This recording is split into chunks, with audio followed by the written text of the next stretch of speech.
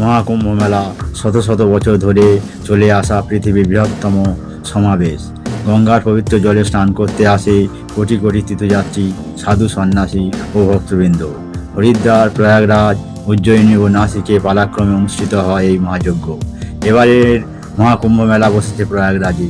এখানে গঙ্গা, যমুনা ও পৌরাণিক সরস্বতী নদীর সঙ্গমস্থলে ভক্তদের ঢল নেমেছে। কিন্তু এবার এক আশ্চর্য ঘটনা ঘটল, যা গোটা মেলাকে আলোড়িত করলো। অপরিচিত এক সাধুর আগমন। মেলার ভিড়ের মধ্যে হাজারো সাধুর পাঁচে হঠাৎ করে এক রহস্যময় সাধু আবির্ভূত হলেন। উজ্জ্বল ধপধপে চেহারা, গভীর দৃষ্টি চোখ, দীর্ঘ এলোমেলো জটা, গায়ে ছাই মাখানো, হাতে ত্রিশূল। একবার দেখলেই মনে হয় যেন তিনি স্বয়ং মহাদেব। তার শরীর থেকে যেন এক অদ্ভুত আভা বিস্মিত হচ্ছিল, যা দেখে আশপাশের লোকেরা বিস্মিত হয়ে যাচ্ছিল। তিনি চুপচাপ সঙ্গমস্থলে গিয়ে বসে রইলেন। ভক্তেরা তার পায়ে হাত রেখে আশীর্বাদ চাইতে শুরু করলো। কেউ বলল, এই সাধু মহাপুরুষ, কেউ তাকে আগে দেখেনি। কেউ বলল, স্বয়ং শিব নেমে এসেছেন কিনা কে জানে। কিন্তু কিছুক্ষণের মধ্যে রহস্য আরও গভীর হলো। সাধুটি একটি কাঠের বাক্স সঙ্গে নিয়ে এসেছিলেন। সাধারণত সাধুরা ঝোলা বা কমণ্ডলও নিয়ে চলে, কিন্তু এই রহস্যময় সাধুর সঙ্গে ছিল একটি ভারী বাক্স, যা দেখে কৌতূহলী হয়ে উঠল আশপাশের লোকজন। পুলিশের সন্দেহ ও বাক্স খোলা। মেলায় নিরাপত্তার দায়িত্বে ছিল বিশাল পুলিশ বাহিনী। তারা লক্ষ্য করল এই সাধু অতি রহস্যময় এবং তার বাক্সটি সন্দেহজনকভাবে ভারী। পুলিশ কাছে গিয়ে সাধুকে জিজ্ঞাসাবাদ করল, বাবা, আপনার বাক্সে কি আছে? সাধুটি শুধু মৃদু হেসে বললেন, যা আছে তা খুললে পুরো পৃথিবী চমকে যাবে। পুলিশের সন্দেহ আরও বাড়ল। সন্ত্রাসী কার্যকলাপের সম্ভাবনা উড়িয়ে দেওয়া যায় না। তাই তারা কড়া ভাষায় বলল, বাবা, দয়া করে আমাদের বাক্সটি খুলে দেখান, নইলে আমরা সেটা বাজেয়াপ্ত করব। সাধু তখন ধীরে ধীরে হাসলেন। তার চোখে যেন এক অলৌকিক আগুন জ্বলছিল। তিনি বললেন, ঠিক আছে, তোমরা যদি খোলার চেষ্টা করো তবে খুলে দেখো। পুলিশ সতর্ক অবস্থান নিল। উপস্থিত হাজার হাজার মানুষ নিঃশ্বাস বন্ধ করে তাকিয়ে রইল। অবশেষে বাক্সটি খোলা হলো। বাক্সের ভেতরের চমকপ্রদ বস্তু। বাক্স খুলতেই এক মুহূর্তের জন্য যেন সময় থমকে গেল। সকলের চোখ বিস্ময়ে ফেটে পড়ল।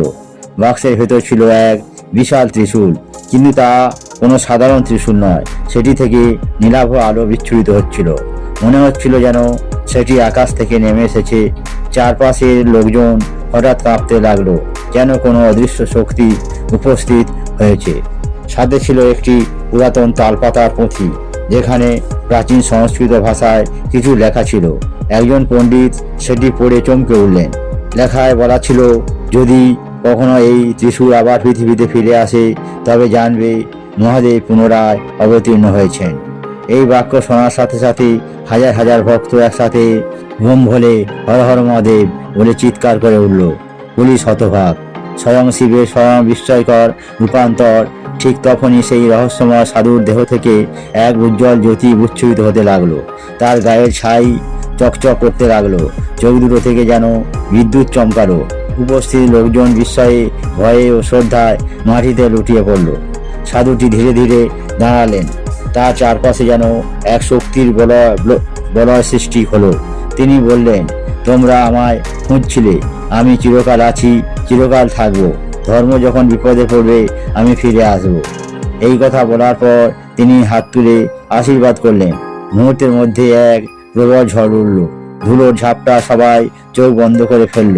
যখন চোখ খুলল তখন সেই সাধু আর কোথাও নেই।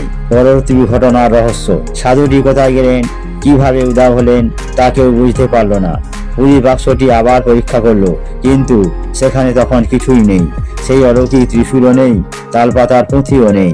কিন্তু ঘটনাটি পুরো মহাকুম্ভে ছড়িয়ে পড়ল। সংবাদ মাধ্যম, গবেষক, সাধু সন্ন্যাসী সবাই আলোচনায় মেতে উঠল। সত্যই কি স্বয়ং শিব এসেছিলেন? কেউ বিশ্বাস করলো, কেউ করলো না। কিন্তু যারা নিজের চোখে দেখলো তারা জানলো এটি কেবল কল্পনা ছিল না। কেউ হয়তো বলবে এটি ভক্তদের বিভ্রম, কেউ বলবে এটি ছিল এক অলৌকিক ঘটনা। কিন্তু সেই দিন মহাকুম্ভে যারা উপস্থিত ছিল তারা আজীবন এই বিস্ময়কর ঘটনাটি মনে রাখবে। সর্বোপরি ভক্তদের বিশ্বাস, মহাদেব সর্বত্র বিরাজমান। এই বিশ্বাস যুগ যুগ ধরে চলে আসছে। হয়তো সত্যই তিনি একবারের জন্য এসেছিলেন, হয়তো এটি ছিল তার এক অলৌকিক ইঙ্গিত। কিন্তু একথা সত্য, সেই দিন মহাকুম্ভে ঘটে যাওয়া ঘটনাটি ইতিহাস হয়ে থাকবে। কারণ এমন কিছু ঘটনা থাকে যা যুক্তি দিয়ে বোঝা যায় না, শুধু অনুভব করা যায়।